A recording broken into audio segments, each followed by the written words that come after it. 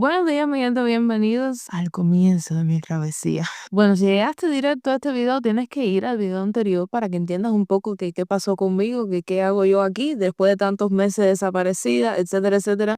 Tienen que ir a ver el video anterior porque si no, no van a entender nada. Y para los que ya vieron el video anterior y bueno, ya están más empapados de que todo lo que ha acontecido en mi vida, seguramente me imagino que se estarán preguntando cómo fue que yo logré como tal salir de Cuba. Me refiero a paso por paso. Aunque ahora mismo no recuerdo, pero creo que en el video anterior más o menos dije algo al respecto, creo. Bueno, en fin, este video les advierto, va a ser tipo story time, como hacen la gente. Este video es para que ustedes se sienten, se tomen algo, se pongan a escucharme, tipo como si fuese un podcast, o no sé, se ponen a limpiar, a cocinar, qué sé yo, y yo estoy ahí de fondo, animándoles la vida, pues eso. Así que sin tanta muela, vamos a comenzar, que hoy no tengo mucho tiempo para grabar, así que necesito agilizarme. Si me ven la cara un poco gorda, señores, no es la gordura, que también, para que no me engañen, sino que estoy acaba de levantar y tengo la cara así. En fin, comenzando la historia. Bueno, mi esposo y yo lo que hicimos para poder salir de Cuba, que ya les digo que creo que lo dije en el video anterior, fue pedir un visado de turismo para Venezuela. Y luego nuestro plan era pues viajar toda Venezuela por nuestra cuenta, como turistas, hasta la ciudad frontera, que creo que es Santa Elena, ¿sí? Y justo ahí, bueno, ver la manera de cruzar para Brasil, que ya sabíamos que ahí habían sus mecanismos clandestinos, tú sabes. Y ese era nuestro plan básicamente. Yo no voy a explicar ahora aquí a gran escala, paso por paso, qué es lo que hay que hacer para el visado de Venezuela, etcétera, porque, bueno, este video no es para eso, pero básicamente el visado cuesta $50, creo que era. Sí, $50 era lo que costaba como, ¿cómo le dicen ellos? La cosa esa consular, ahora no me acuerdo el nombre. En fin, que pedimos el visado con todos nuestros papeles, todo el dinero que teníamos que tener en el banco, que por suerte no era tanto comparado, bueno, es que no era prácticamente nada comparado con un visado tipo para Europa y todo eso, ¿no? Entonces pedimos el visado. Ponte que fuimos hoy a entregar los papeles y tal. El cónsul lo único que nos preguntó fue, bueno, ustedes, ¿qué van a hacer a Venezuela? ¿Es la primera vez que van a viajar? Y nosotros, no, sí. Se quedó mirando ahí en los papeles, qué sé yo. Nos recogió el pasaporte y nos dijo, vengan a buscarlo no sé qué día.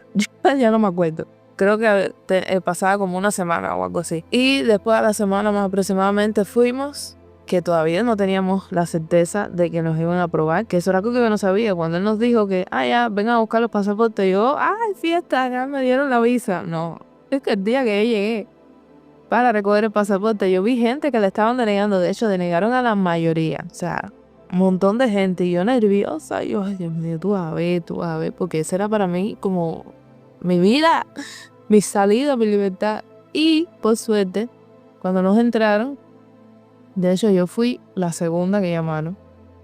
He tenido un nervio, señores, cuando yo me paré así. No, y a mí la que sé, sí soy yo. Ella cogió mi pasaporte y yo veía que iba pasando páginas, ella buscando, porque la mujer ni sabía, ¿no? Cuando yo vi una página que tenía una cosa rosada ahí que antes no estaba ya, mira, me vine a dar mal cuerpo y estaba como que Pero bueno, nos dieron el visado a mí y a mi esposo. Y ahí fue como tal donde comenzó la locura de venderlo todo. Porque esa era la otra, nosotros no íbamos a vender las cosas sin saber si se nos iba a dar o no, porque después ¿qué hacemos? Entonces justo en ese momento comenzamos a venderlo todo los negocios de mi esposo, absolutamente todo. ¿Saben lo que es todo? Todo. Computadoras. Bueno, yo ahora mismo no tengo computadora. Yo ahora mismo estoy editando en un teléfono que de hecho me tuve que comprar cuando llegué aquí porque el otro se me rompió. Un teléfono que michi, ¿sabes? Como decimos nosotros.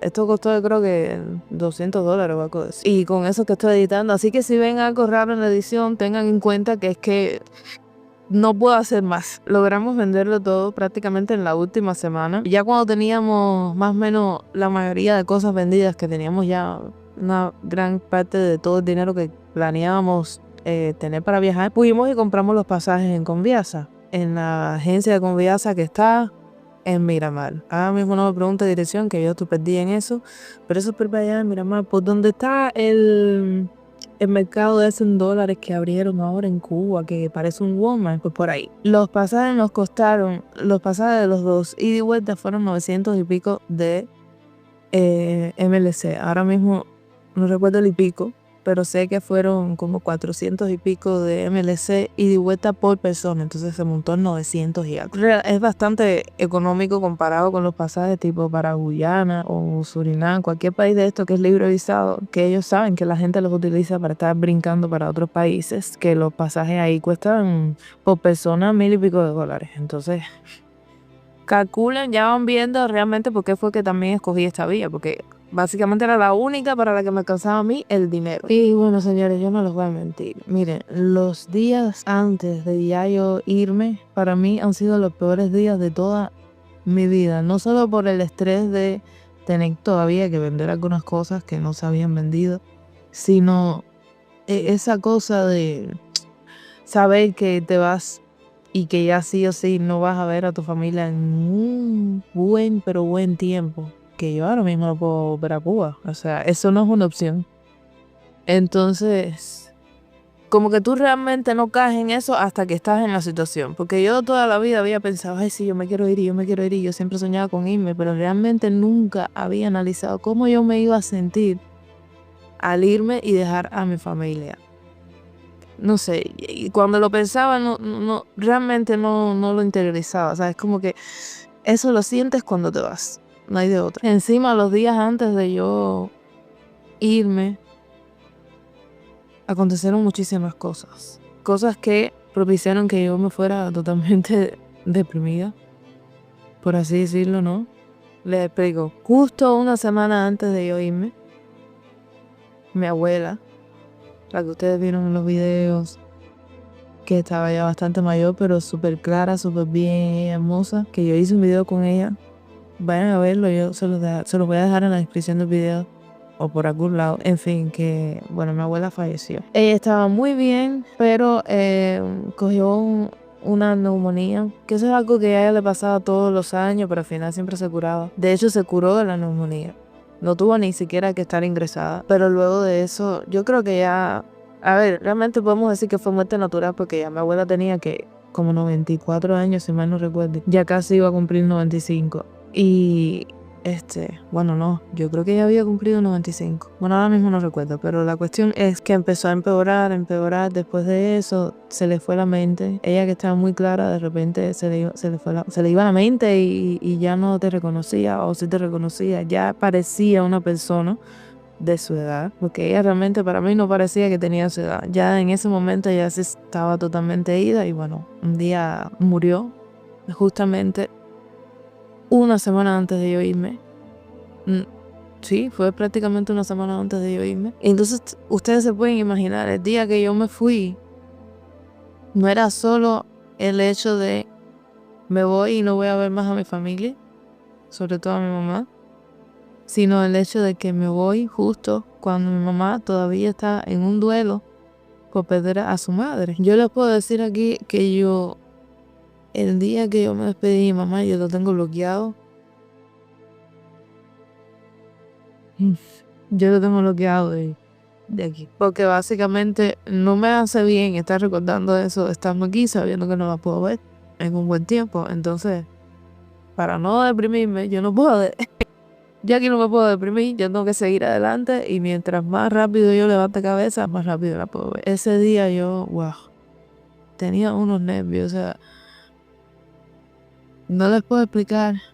Yo me pasé todo ese día, mi mamá y yo así sentaditas una al lado de la otra, con la mano así, y no nos decíamos nada. Era como, sabemos lo que va a pasar, pero no queremos tocar el tema, ¿sabes? Y súper nerviosa, hasta que ya llegó el momento justo en la noche, porque yo me despedí de mi mamá un día antes de yo irme. En ese entonces, yo estaba viviendo en casa de los padres de mi esposo, de mis suegros. Y mi mamá fue a despedirse de mí. Y se despidió un día antes porque al otro día, yo no, ¿cómo decirte? Y como era el día que yo me iba a ir, no quería estar tan atareada y tal. Entonces yo me despedí un día antes de ir, mamá. Todo el día me lo pasé con ella así, con las manos así aguantadas, las dos juntas, y ni nos mirábamos casi porque era muy doloroso, señores, de verdad. Yo eso no se lo deseo a nadie. Cuando llegó la noche que yo me tuve que despedir de ella, yo tuve que ser fuerte porque yo sabía que si yo me derrumbaba mucho, ella se iba a poner peor y ya mi mamá estaba pasando por mucho. Y encima mi mamá es hipertensa. Yo ese día, mira, se lo juro, gracias a mis sobrinas políticas que estaban ahí, las gemelas, y ellas, la pobre, sin saber por qué estaba llorando, subieron al cuarto y tú la veías como que me decían, tía, ¿qué te pasa? Tía, no sé qué. Y ellas ahí como que me sacaron de ese momento y me alegraron un poco, me animaron un poco. Para cómo, la otra cosa fue que cuando mi abuela falleció, lo que nosotros pasamos en Cuba para poder cremarla, eso es un cuento de telenovela. Yo puedo hacer un video entero contando todo lo que ocurrió ese día porque es que es una locura. Empezando que en el policlínico, donde la llevaron, donde ella falleció, en el policlínico no le querían. Yo no recuerdo si es que en el policlínico te tienen que dar tipo un acta para tú cremarla o lo que sea, como que te tienen que dar la autorización o algo parecido, no recuerdo bien. Porque yo no fui la que hice ese proceso, pero en el policlínico no lo querían dejar a mi mamá iniciar el proceso para cremarla porque decían que mi abuela era muy gorda. A ver, que es verdad, mi abuela era gorda. Pero como tú no me vas a permitir cremar a mí, una persona, porque es gorda, los gordos no se creman. No, ya, las personas gordas no se pueden cremar. Nosotros no queríamos enterrarla porque yo no sé en otros países, pero aquí, bueno, aquí. Allá en Cuba, cuando tú entierras a una persona, al año o a los 2 años, no recuerdo bien, tú tienes que ir a recoger los huesos, los restos, porque no hay espacio para tener una cosa ahí fija para tu familia. Eso era antes, pero ahora, a ver, me refiero, yo imagino que antes, al principio, de que crearon esos cementerios, pero ahora mismo tú tienes que a los 2 años, creo que es, recoger los restos. Y ya nosotros pasamos por eso, bueno, yo no, porque ese día yo me enfermé y no pude ir con mi mamá, pero mi mamá ya pasó por eso con la muerte de un hermano. No recuerdo si el hermano anterior que se murió también ella tuvo que ir, la verdad no lo recuerdo. Pero es que es algo muy doloroso. O sea, si ya de por sí es doloroso enterrarle, imagínate tener que recoger los huesos de una... O sea, terrible. Luego la mandan para la funeraria. No, mentira. Nos mandan a nosotros para la funeraria y ella tenía que llegar a la funeraria. Al final, si mal recuerdo, nunca llegó a la funeraria, que se demoraba y nosotros no encontrábamos sentido de que la llevaran para la funeraria si la íbamos a cremar.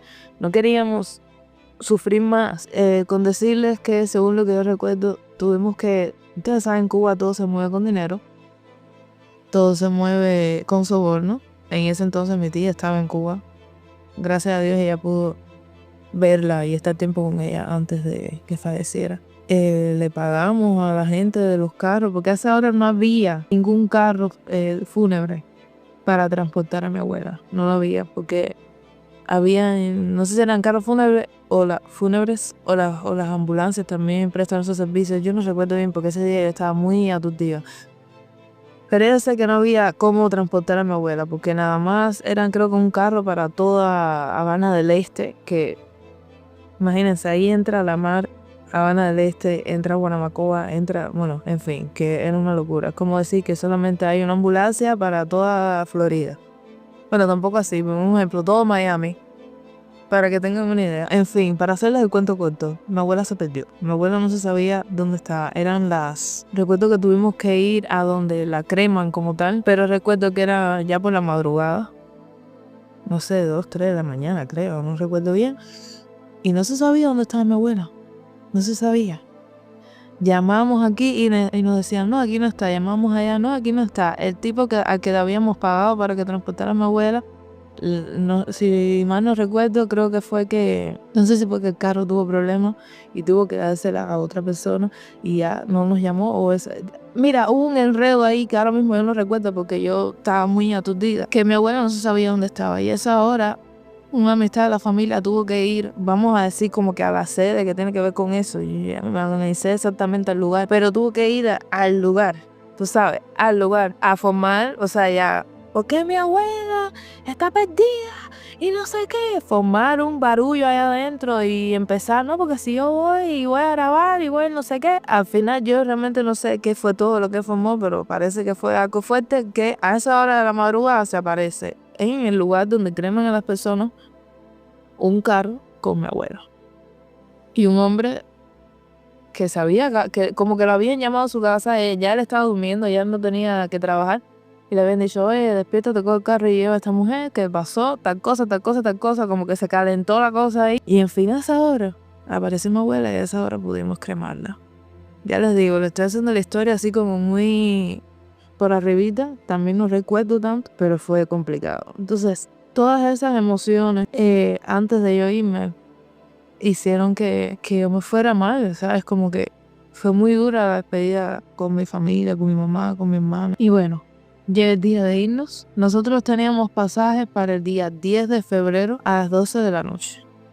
Sí, 10 de febrero a las 12 de la noche. Y bueno, la otra despedida terrorífica fue con mi familia política, que yo tengo un vínculo muy, muy, muy grande, sobre todo con mi suegra. O sea, esa fue otra despedida que, Dios mío, tampoco la quiero recordar. Ya nos fuimos en el carro. Nosotros no queríamos que nadie nos despediera en el aeropuerto, porque iba a ser peor todavía, no solo para nosotros, sino para los que se quedan allá en Cuba. Que yo he pasado por eso. Y simplemente fuimos en un carro nosotros dos solos y un tío de mi esposo que era el que nos iba a llevar. Imagínense, ese viaje en el carro para el aeropuerto fue surreal. Porque por un lado estás muy triste porque ya sabes que fue la última vez que no solo viste, sino que tú tocaste a esa persona que tanto tú amas, ¿no? A esa familia tuya. Sino que por otro lado estás también como súper confundido porque es como llevamos tantos años soñando con irnos de Cuba que cuando ya tú estás camino al aeropuerto es como que tú todavía, ¿cómo decir? Pasa todo tan rápido que a ti no te da tiempo a procesar. Sabes que tú te estás yendo. No te da tiempo a procesarlo. Y conmigo pasó una cosa muy cómica porque yo me fui todo el camino con el esposo llorando, sufriendo y yo súper triste. Cuando, señores, yo llegué al aeropuerto, así que el carro dobló, que yo vi el aeropuerto. A mí me entró una cosa, o sea, yo estaba llorando y de repente hizo así. Final. Fue como que de repente el sufrimiento pasó a un segundo plano, o sea, no se va, está ahí obviamente, pero ya fue como, por fin me voy, no lo puedo creer. Mira, es que me trago hasta para decirlo, porque no tengo palabras para describir cómo uno se siente. No sé, una persona como yo que llevaba tanto tiempo deseando irse, señores, desde niña, y de por fin estar ahí en el aeropuerto.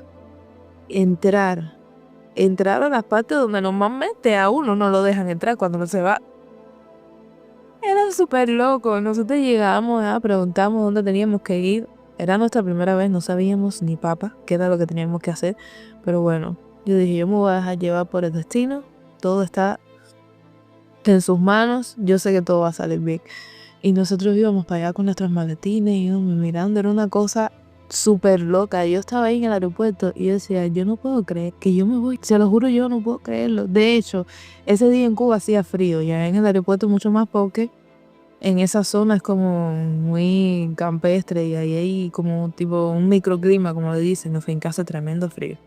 Y yo no tenía frío. O sea, yo sentía el frío en mi piel, pero no me penetraba. Yo no tenía frío. Era tanta la emoción que a mí no me daba ni frío. Y bueno, yo les voy a ir poniendo aquí también clips que yo grabé porque justo a partir de que yo entré en el aeropuerto y tal fue que yo empecé a grabar mi travesía. Pero esos clips los van a ver a partir del próximo video. Así que pues nada, espero que les esté gustando esta nueva serie de mi canal, que les guste este video. Les mando un beso muy grande y nos vemos en el próximo video. Chao.